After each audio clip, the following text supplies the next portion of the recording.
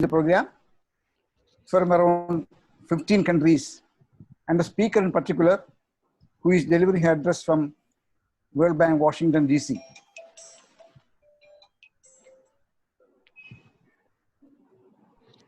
Questions may be sent as chat messages. At the end of the presentation, the questions shall be replied. I am Harinder Lal, Chair of the Inter-Society Activities Committee, IEEE Kerala Section. Now the program is really going international. The speaker from US and participants from countries in Asia, Middle East, Africa, US, Canada, Australia, and the Pacific. There were 200 odd registrations. Now I request Abdul Khader Suhair, Chairman of Wakamoli Foundation Trust, to take over and deliver the welcome address. Yes, good evening, everybody. A very warm welcome to the 7th talk in the Inter-Society Weekly Webinar Series, organized by Institution of Engineers Kerala Center, IEEE Kerala Section, Internet Society, Project Management Institute, Engineering in Medicine and Biology Society, Computer Society of India, and Wakamoli Foundation Trust. As usual, today we have a very eminent speaker, Dr. Sajida Bashir. She is an education economist and advisor in the Office of the Global Director of Education. Very warm welcome to the speaker and the audience.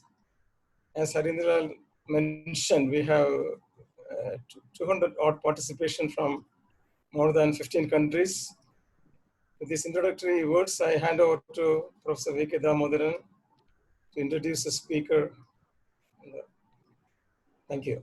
Okay, thank you, Engineer Suhair, and welcome Dr. Sajida Bashir and the team of organizers. The task of introducing Dr. Sajida Bashir for this 7th lecture under the weekly webinar series of IEEE and other professional societies in Toronto is a very pleasant task. As pointed out, Dr. Sajida Bashir is currently working as the advisor to the Global Director of Education of World Bank in Washington. And we should, when we look at the topic that she has chosen, 5 phases of inequality of COVID-19. It's very interesting, but I am not very much kind of surprised to see this kind of a topic, because Dr. Sajida's education has been probably equipping her to take up such a topic and elaborate, because her primary schooling was probably in International School, Delhi, from where she moved because her father was a senior officer, statistics expert in the International Labour Organization of the UN. So there, she was actually studying in the International School, Geneva, where she actually completed her studies, probably becoming underage for university admission.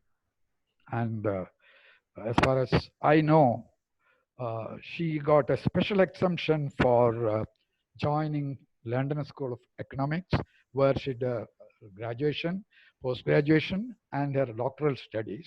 And that training, as well as the entire route of education, or the kind of chain of education institutions which she was involved, has actually put her finally in the education arena, in which she had to actually design and implement a number of educational and health-related projects for Africa, Asia, especially to South and Southeast Asia, Latin America and the Caribbean, And I think she has traveled quite a lot in these countries and seen how the education is going, how the living is going, and in all these things, a lot of inputs. In fact, that has also come out as a wonderful publication recently, a book called Facing Forward, with a byline or a title, Schooling for Learning in Africa.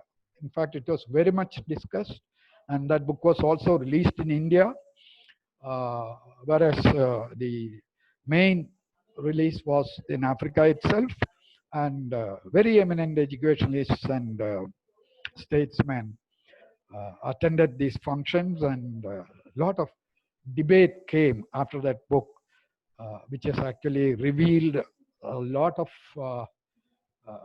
incongruence or inequalities in educational opportunities and educational facilities, especially in the developing world. So that is one thing. And I think Kerala in Trivandrum, we had the fortune of listening to her, I think some 5 months back, on the Wakam Maulavi Foundation platform, where she talked about the impact of climate change on coastal regions, specifically taking the Mudalapuri, or what you call the nearest area where you have a kind of an estuary, where some of these climate change impacts have actually been almost evident. So therefore, such is her work in not only in education. She has also done number of experiments while she was in the World Bank office in New Delhi. She has actually tried to generate certain projects for in the educational area, and one was actually done in Kerala as well. And currently she is also guiding Wakam Maulavi Foundation Trust into a school outreach program of the trust with Kerala government's assistance in training students in the high schools, in selected high schools in Kerala in a very different way. So with this, I don't want to actually add too much by way of introduction. I am sure that by listening to the presentation, you will be fully aware of the capabilities, and I look forward to her not only in the presence and guidance, not only in this talk and the presence in this talk series, but in planning many future post-COVID educational reshaping that Kerala and probably India, of course here the listeners are from not only from India, from other countries as well. So I think her experience, long experience in educational planning will be extremely useful, and let us listen to her on 5 phases of inequalities of COVID-19.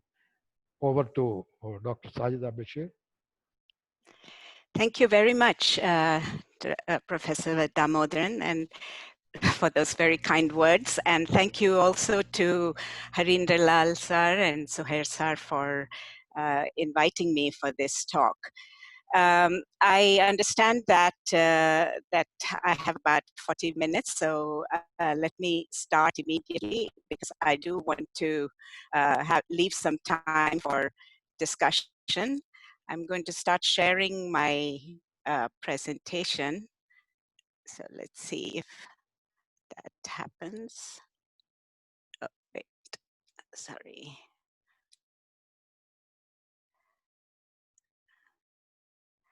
Sorry, just 1 minute. Let me make sure that this is up. Okay.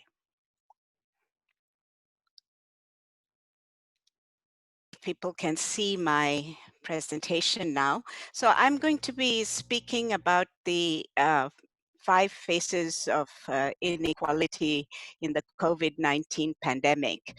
And although the pandemic is far from over, in fact, in the US, we just reached a very, very grim milestone of over 100,000 dead.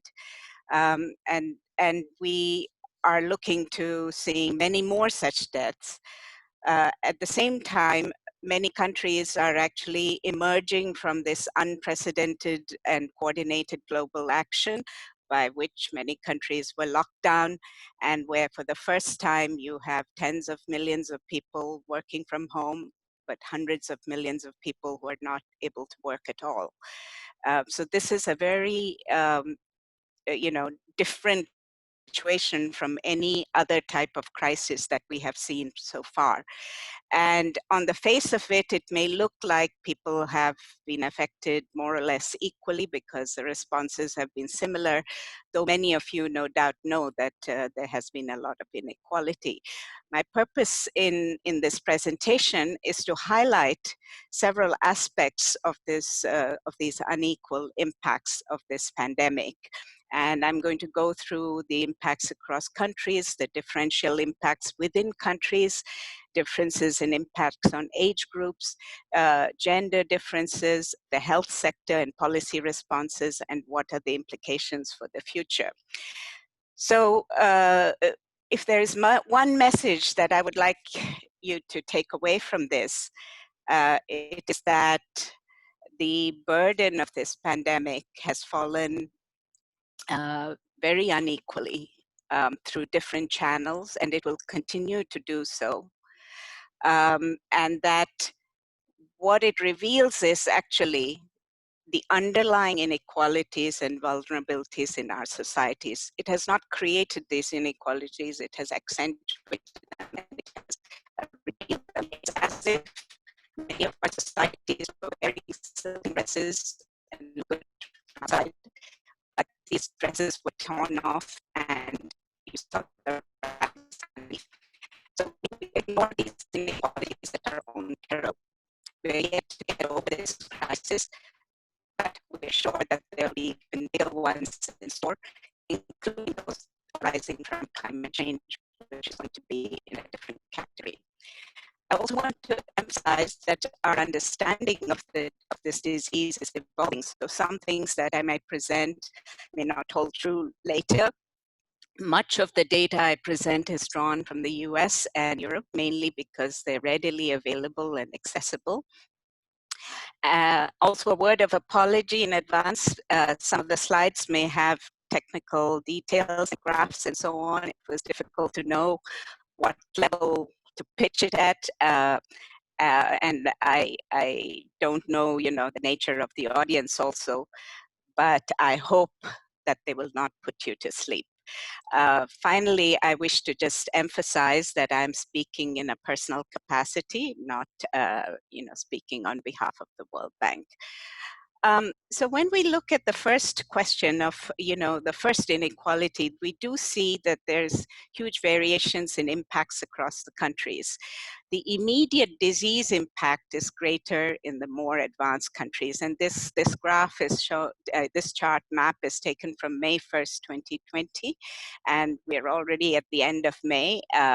And we know that, for instance, the situation in Brazil has much worsened.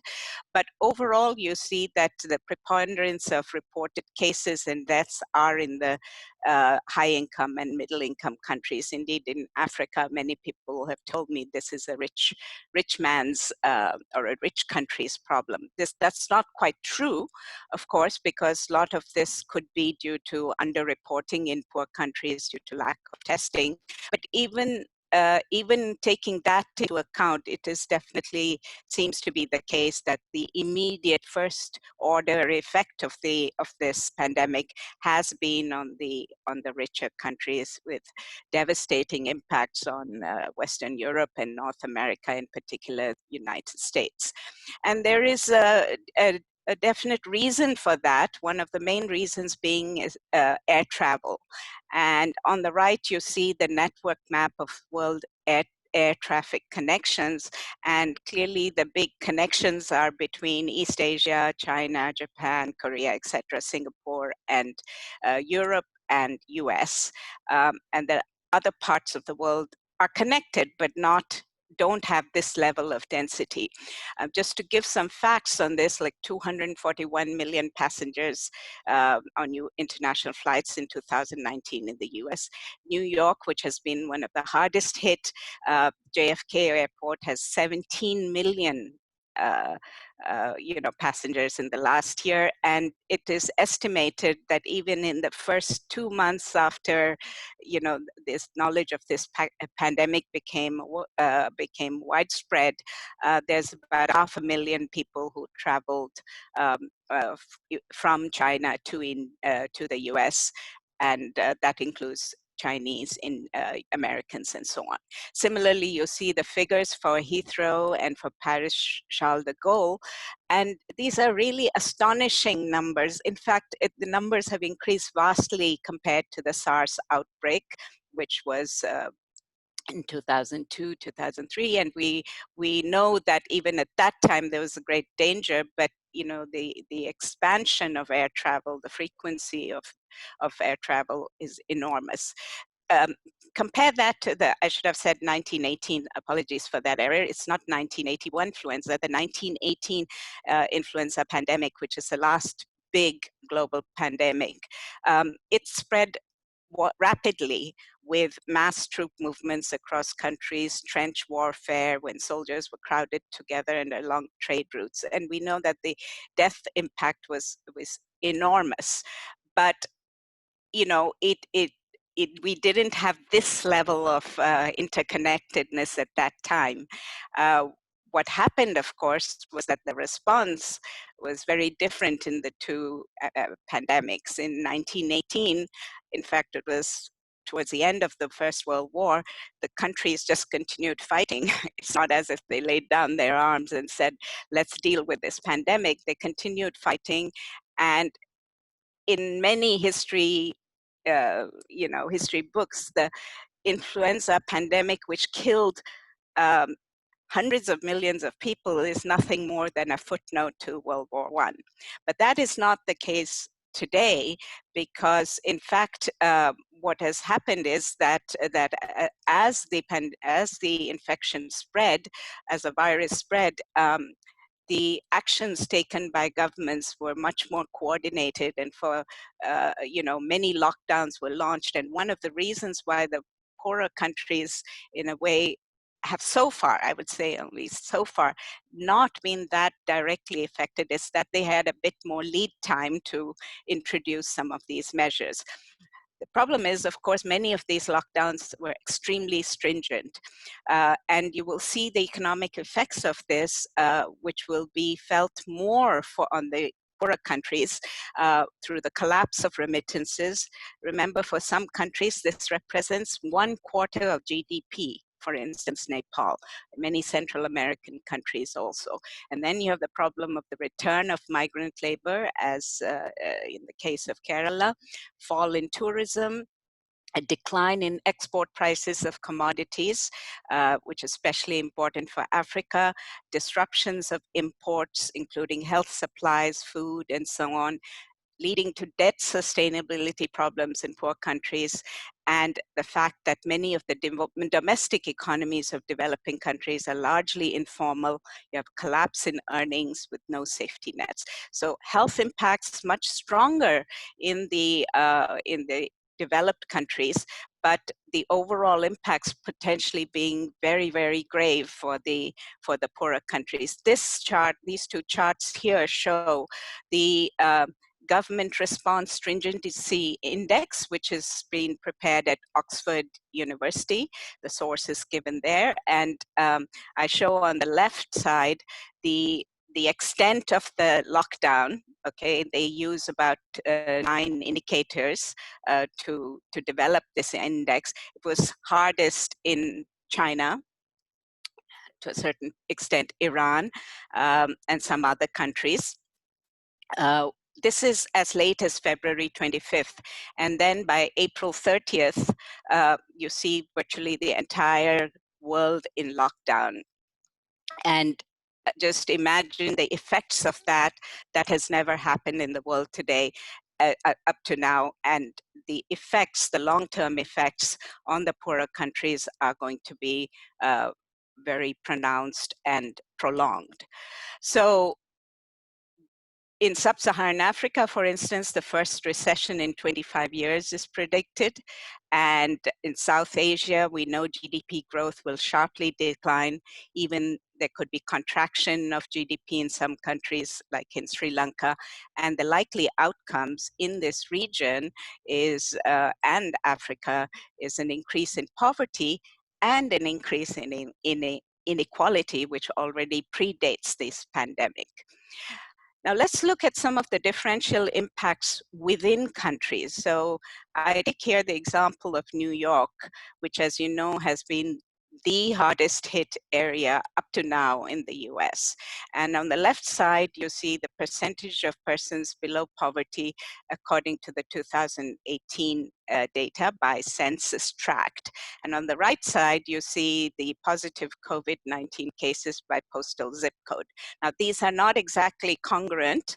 The postal zip code doesn't exactly match, but what you see is definitely that it's the poorer areas, the Bronx, certain areas of the Queens, and Staten Island, which have been really hard hit. So even within countries, when you look at the macro figures, it may look like the US has a large number of cases. This is true, but actually you see that this is heavily concentrated in a few areas. And the problem, however, in the US is that almost all states are affected, and therefore you don't know where the new outbreaks might break out, again.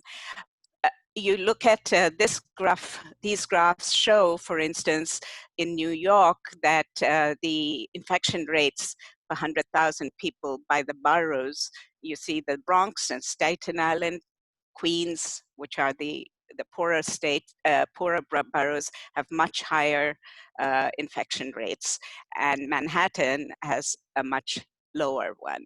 And the other aspect of this, and here I want to say that, we have data for the US and for other countries because they make it available, they collect it.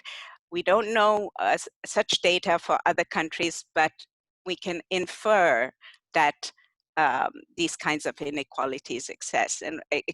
And in New York City, you see that it's in fact a disproportionate number, okay? Even adjusted for age and size of the population are the Hispanics, that is from Latin America, and then the African Americans and whites, and the Asians are actually less. And similarly, you see in Maryland also. And now more data is coming out from other states of the US, which reinforce this. Now, of course, we know that race, ethnicity, and poverty are also linked, so there's a correlation there, but there also seem to be factors that really cause this infection to be falling more dramatically on certain groups. Now, it's therefore important to remember that one of the reasons why this happens is that the US, a huge proportion of US workers actually are very low wage earners. They are 44% of all workers, and their median hourly wage is just $10, which of course, if you convert into rupees, it seems a lot, but it's really not enough to have a good living. And 30% of them are actually considered about 150% below the federal poverty level. A lot of these workers don't have sick pay. They have no savings. So it's a highly vulnerable population, which many of them don't have health insurance also. With highly vulnerable population without money, if they lose a job, they have no savings, and they cannot access healthcare also. So this is part of the reason why the impact has been so severe on the poor. But it is not just the US. If we look at, for instance, Singapore, which has done a great job overall, you see that the number of cases is far, far higher amongst amongst the Bangladeshi, Indian migrants, and so on. And this has been a little bit of an eye-opener for Singapore also. In fact, there's friends and colleagues who have told me that this has, led to a bit of soul searching about how the underbelly of Singapore is actually functioning. And Germany, which as you know, is one of the countries has done fairly well in this. We see that the new surge of infections is amongst immigrant workers in slaughterhouses and meat packing facilities, where they're crowded, they live in relatively poor conditions. And I'm sure if you do this analysis by different countries, you will see the same pattern. So let's then look at the other difference, which is very, very blatant in the case of COVID-19. It's the differences in impacts across age groups. Across different countries, you see that, in fact, it's definitely the older age group that has fallen, has had higher fatality rates. We I think all of us are probably familiar with that, but it's really very, very striking that it's the over 70 age group that is severely affected. So obviously, this means that countries that have this larger proportion of older people would be affected, but we see that also this depends, the fatality rate, and depends also on how these old people are looked after, where they live, and so on. So the current data indicates that the elderly are most at risk, whether that is due to underlying conditions or other things is not, entirely clear. But we see that despite that, there are still inequalities between different countries and how this vulnerable group has also been affected. So specifically, the elderly in nursing homes are especially vulnerable, and both in the US and the European Union, you see that the number of deaths connected to these facilities has actually been extremely large. And the initial outbreaks in Washington state and other areas actually started in these in these facilities. And even in Europe, which has a much more advanced system of caring for the elderly, it's up to half of those who have died from COVID-19 were resident in long-term care facilities. And on the right side, you see the statements of the WHO Regional Director for Europe. But I think the important thing here is to note that there are differences in how countries have been dealing with the elderly population. Germany has a very high proportion of the elderly population, but in fact, a majority of them live in their own homes. And Germany has a system by which these old people are actually attended to by visiting nurses and so on. A lot of the deaths have also occurred in Germany in the nursing facilities, the long-term care facilities, and it follows the same pattern as in other countries. But again, there, many of the nurses took and the hospital authorities took the measure of saying, well, people will just stay there, the workers will just stay there so that they would limit the transmission of the infection. In the US, on the other hand, a lot of these nursing facilities, especially for the poorer sections of the population, are manned by, or let's say womaned by a lot of low-paid workers, many of them working in more than one facility. So there was a situation where actually they were transmitting the disease to different nursing facilities. And this is because the wages of these people are so low that they have to work in different facilities. So it's not just the elderly population and the percentage of the elderly population, it is actually the way in which they are looked after, where they are housed, and so on. Italy is another example where you have a very high proportion of elderly people, second to Germany, in fact. But there the pattern is different. In fact, you have multi-generational families living together, rather like ours. But there what happened was that as the young people were exposed, precautions weren't taken, and they were actually as asymptomatic carriers infecting the older population. So in a way, Germany was the best from that point of view, that in Europe, that significant proportion live at home, but they're not living in multi-generational kind of homes, and they were being looked after also by the state health system.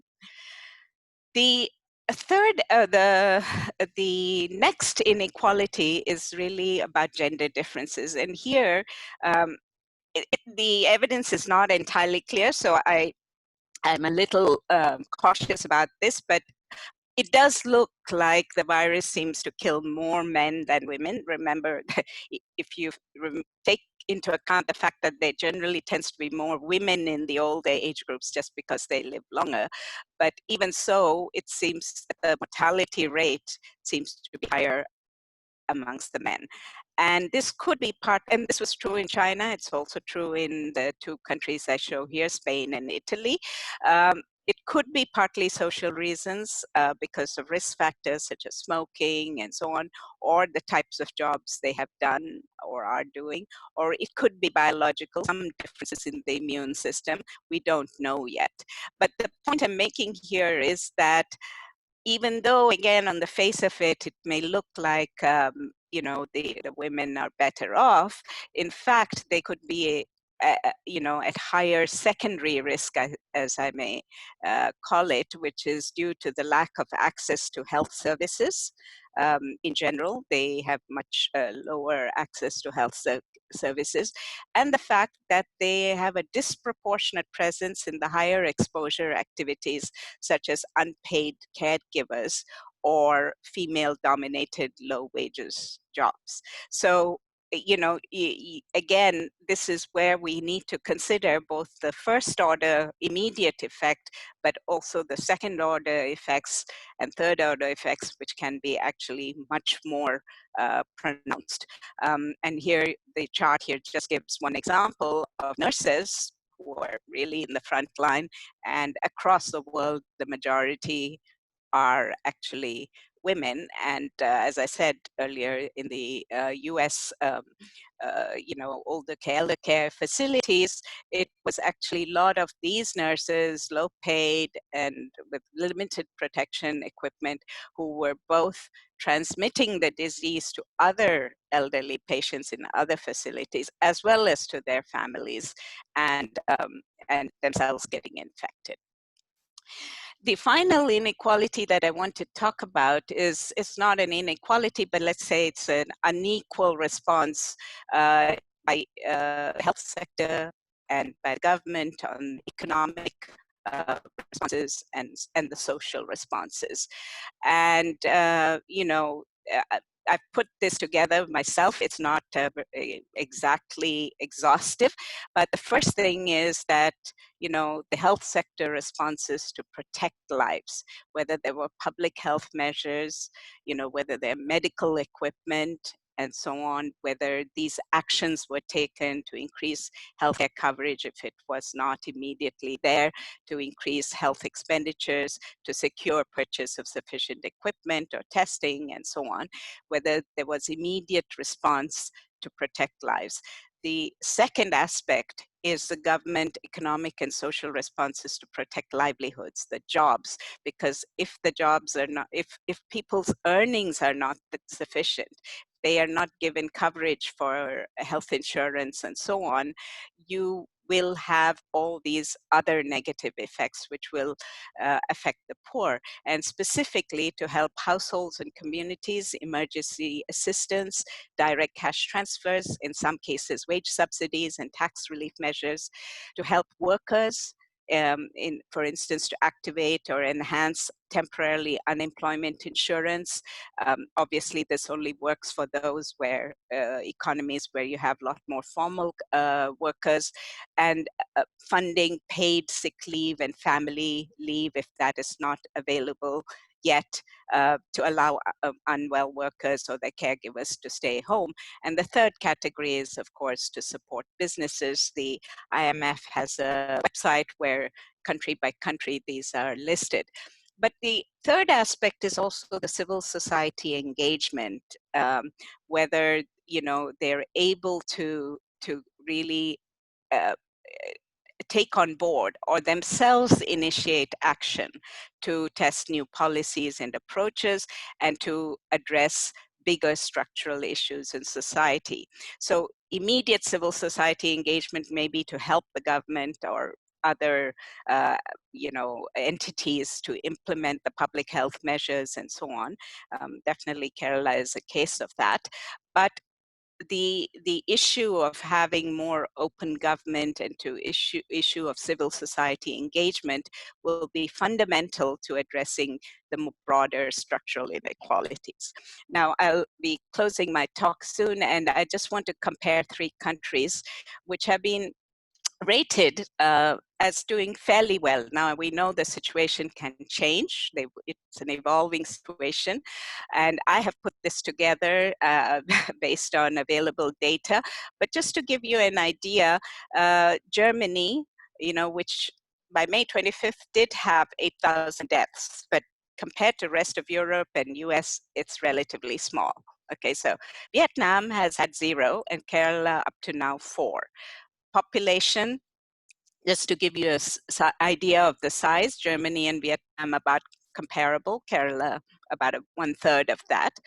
Big difference in per capita income, very rich, Germany, Vietnam, and Kerala more like lower middle income, approximate figures, right, but around the same. Population above 70 years, see how high it is in Germany. But Vietnam and Kerala actually have a relatively high proportion. One doesn't quite realize that, they're amongst the aging populations of the developing world. Vietnam is rapidly aging. And the population above 80 years in Germany, much higher, but Vietnam and Kerala, not insignificant. Now, the next 2 columns I've put internal and international migrants. Now, I'm clubbing them together because in the case of Germany, it is really migrants that have come from outside. That's about 16% of the population. Vietnam, it's internal migrants. It's a huge number, 14%. And in Kerala also, when we say internal, it means coming from other states, it's 8%. So these are big risk factors. And the international out migrants, that is those who are going out, well, in Germany, I didn't consider them because they're probably more highly educated, but in Vietnam is about 4% of the population, a lot of them in the Gulf, higher in Kerala.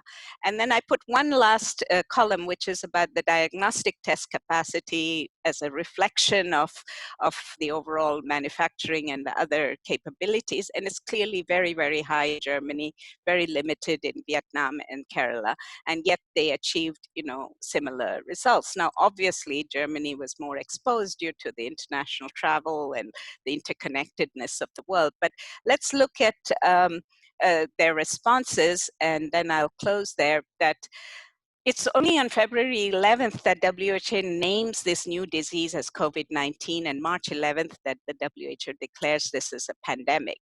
But in fact, what is characteristic of these 3 entities is that actions were being taken as soon as news about the confirmation of the disease came from China. And in Germany, one of the ways was that the German firms operating in China, they started sounding the alarms and companies started preparing. Every factory started having like 100 steps. One knows how Germany does things about, where you should sit, how you should wash your hands. They changed the shifts of the workers. They gave sanitizers and detergents and so on to the workers. So actually factories continued to work, but they started taking the steps themselves, the enterprises. In Vietnam, the Minister of Health issues the guidelines January 16th on the outbreak to all the provincial governments and the hospitals and so on. And Kerala, I don't have the information, but I think action started also. When did the first confirmed case started?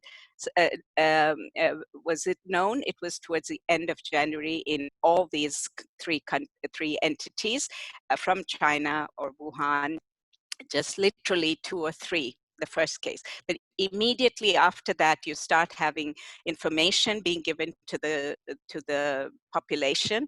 And in Vietnam, actually, the government declares a national epidemic, and schools were closed when there were 6 cases. You have the entire mobilization of the health system, centralized plan to procure equipment. Vietnam, they organized a teleconference with their 700 hospitals. We know in Kerala, just giving some examples, they opened a virology lab for testing when, I think they had just 2 cases. The testing was expanded rapidly. In Vietnam and Kerala, limited resources, so it had to be focused. The lockdown was actually quite little differentiated, but in Germany, a lot of the large gatherings were canceled. The factories were not mandatorily closed because they were already taking precautions. In Vietnam, it was localized, but strictly enforced. And at every locality, you have medical facilities and so on, which were tested and so on. So I won't go into Kerala, you all probably know a lot of that. And then there were also economic measures that were put in place. Now, clearly here, Germany has an advantage, much richer, and we will see how the effects of this will work out on Vietnam and Kerala. But thinking ahead, I think, as I said, it has exposed these many deep vulnerabilities, including rich ones, and this dependence on global supply chains, the disparities between countries, the overcrowded living conditions in cities, very pervasive poverty and precarious livelihoods, even in some of the richest countries, the warehousing of the elderly, this gender divide in jobs, and the lack of inclusive social policy or governance. And we need to think of this. We really ignore it at our peril. How do you ensure healthy food? How do you reimagine resilient cities and human habitation? Digital access has been probably the saving grace in this whole thing, but not everybody has it. We have to rethink the care of the elderly as societies age. We need to think of adaptive social safety nets and strengthen international cooperation. So the story is far from over. We learn as we go along, but I conclude by saying 2 things. This was a 19th century type infection, and we generally use 19th century type methods to deal with such a public health problem, which consisted of isolation, contact tracing, quarantining, and the treatment. Of course, technology was used for some of these things. The big change was this was done globally. But, the issue is that the underlying problems are still the 19th century problems of lack of water, lack of food, lack of health because of unhealthy food habits and so on, and unhealthy food being available, poor housing and so on. And these 19th century problems were solved initially by actually dealing with these underlying issues, and we need to do that. The poet John Donne, he wrote in 1624 at a period of great conflict that no man is an island and unto himself, entire of itself. And Ernest Hemingway used the concluding part of his poem for his great novel on the Spanish Civil War, because the poem ends by saying, "Any man's death diminishes me because I am involved in mankind, and therefore never send to know for whom the bell tolls. It tolls for thee." Thank you.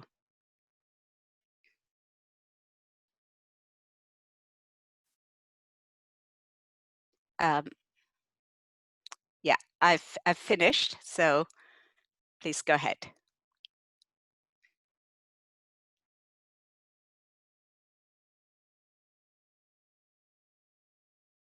Hello?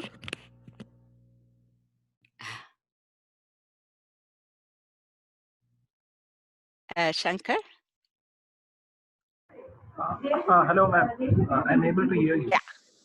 Okay, so I've ended. I just wondered. Okay, thank you. Okay.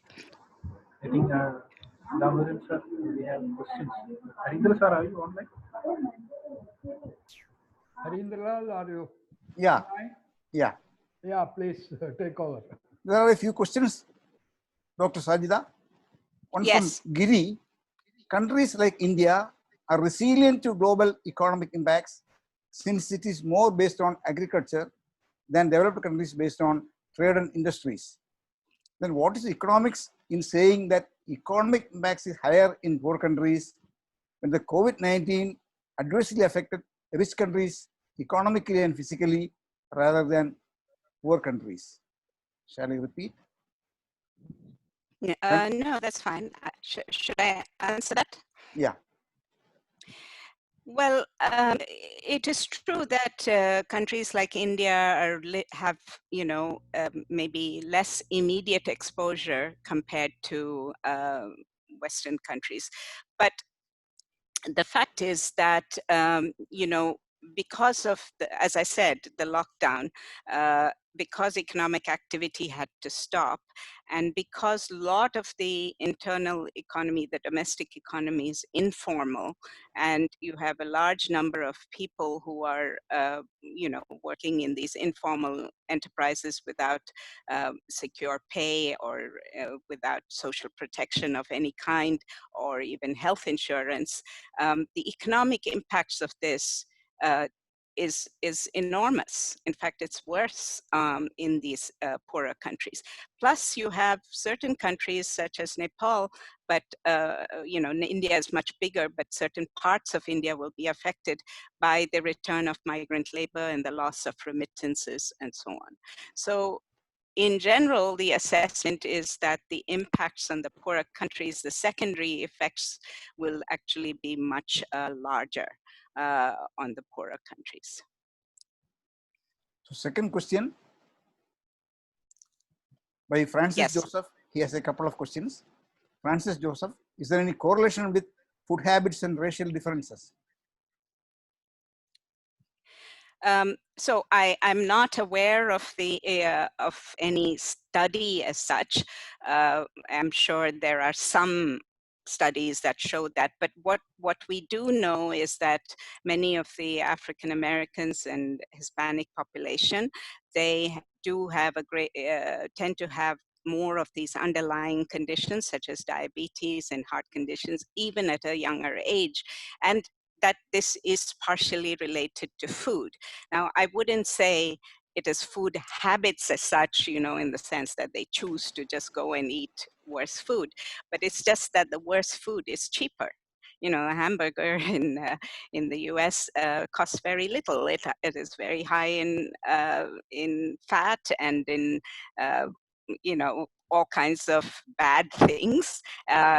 You have people drinking sugary drinks for just the empty sugar, and these are the cheaper things. So you have corn syrup in everything, in every single thing, packaged food. So the poorer people tend to rely on these types of foods, and therefore they are definitely much more exposed to the underlying conditions, which may make them vulnerable to this disease. So I think there is a correlation, but I just wouldn't call it habits, because then it looks like it's just a choice that they have made, whereas actually it may be the result of their conditions. But obviously, food is also influenced by how you're brought up and traditions and so on.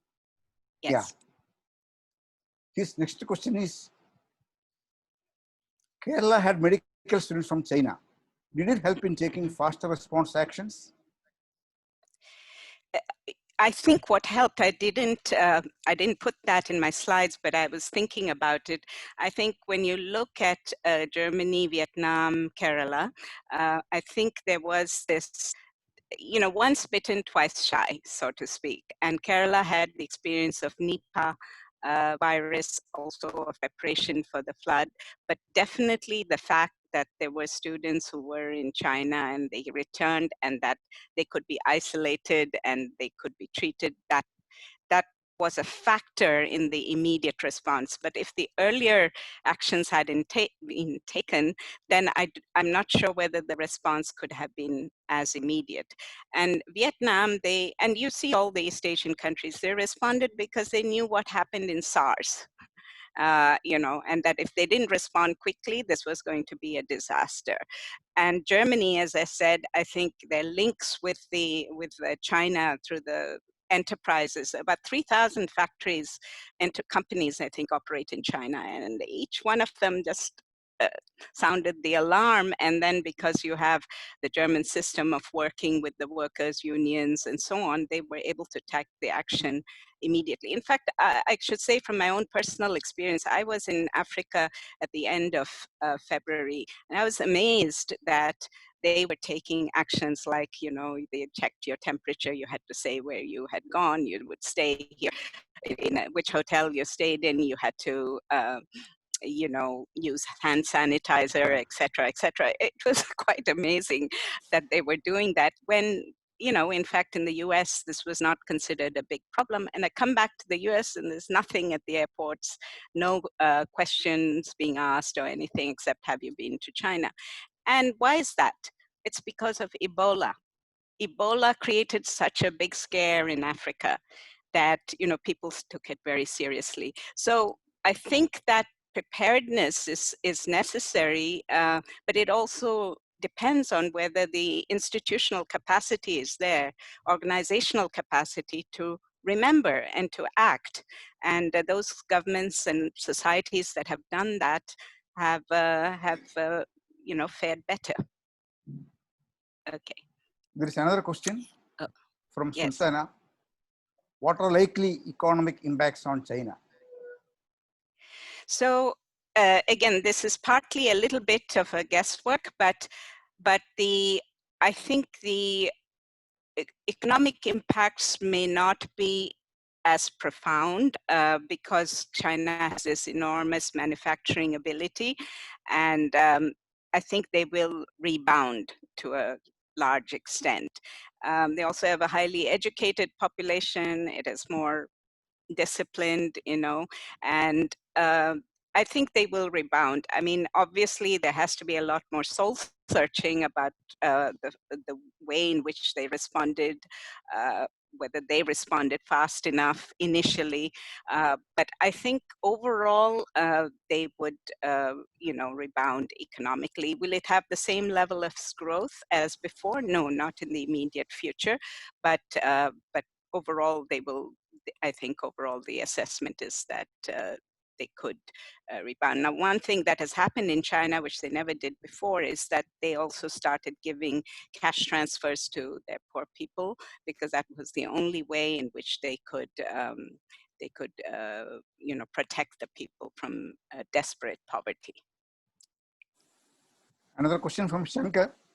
What are the impacts on export and import policies in post-COVID world?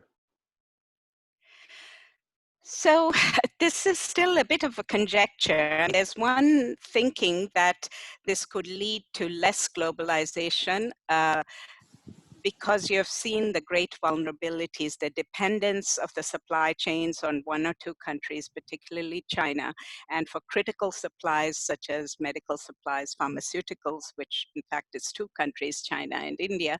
This is, of course, forcing a rethinking of, how do you want to, how resilient do you want to be?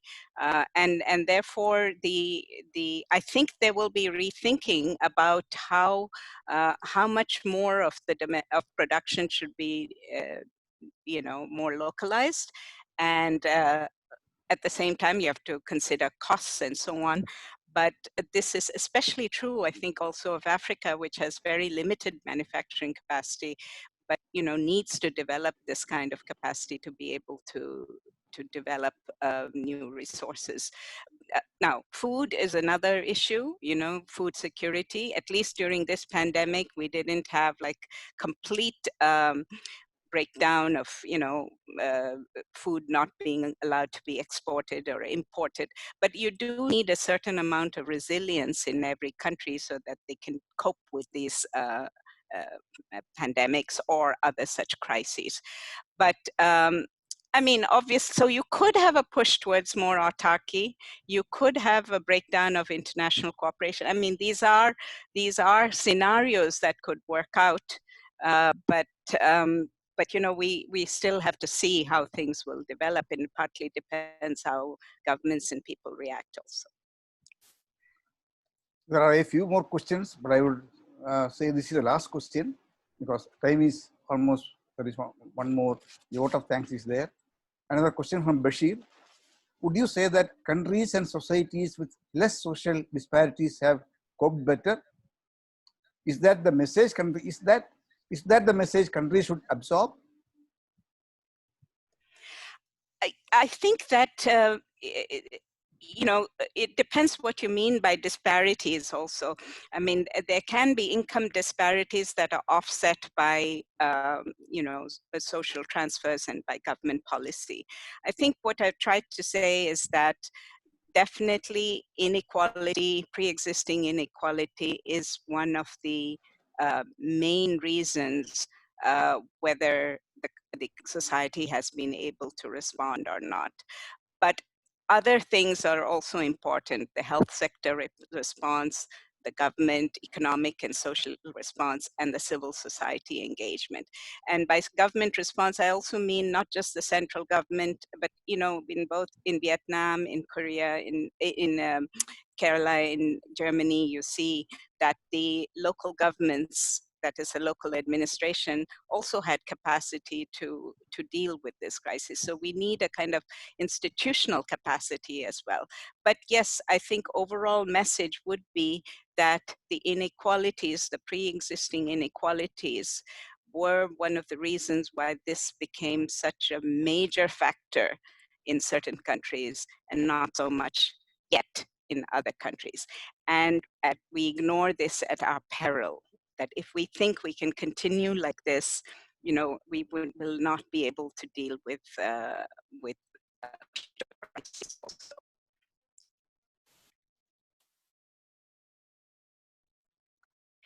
Somebody asked I did not consider it a country. I mean, it's a political entity. Okay, so I should clarify that. Over. Okay, thank you. Now I will take over the vote of thanks also.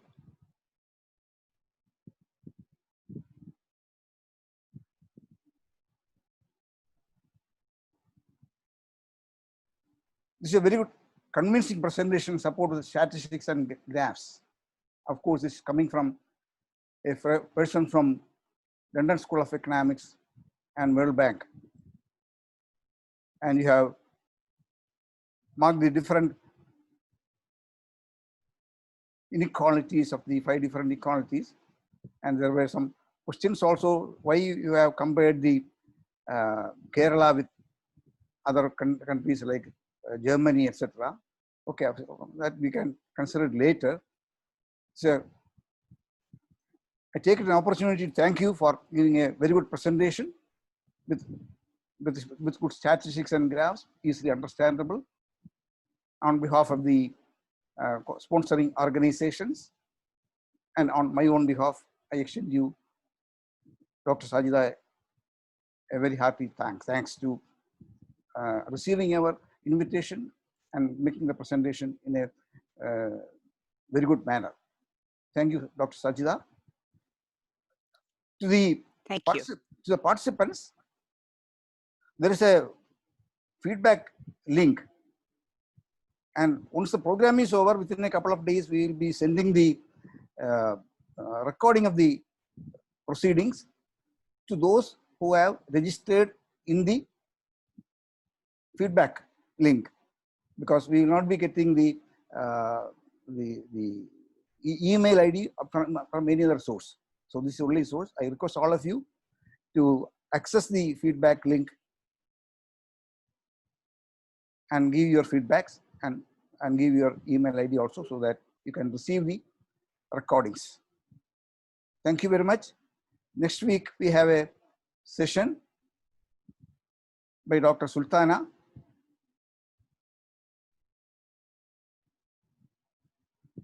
on COVID-19,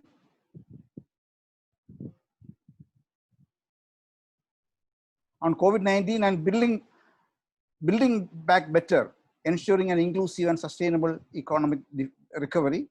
Dr. Sultana Bashir is a conservationist, climate change and sustainability professional. She is a former regional technical advisor for biodiversity in South Asia and Pacific. She is a trustee of the Wakam Maulavi Foundation Trust.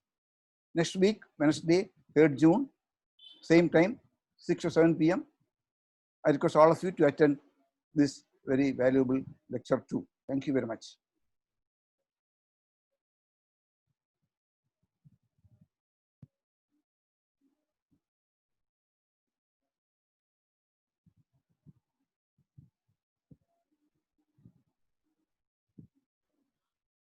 Thank you. Thank you very much.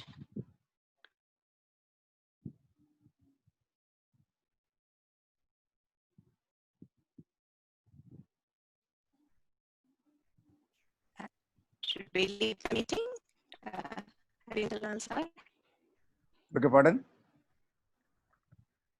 Yeah, we are leaving the program. Yeah, thank you. Okay. Thank you. Thank you, ma'am.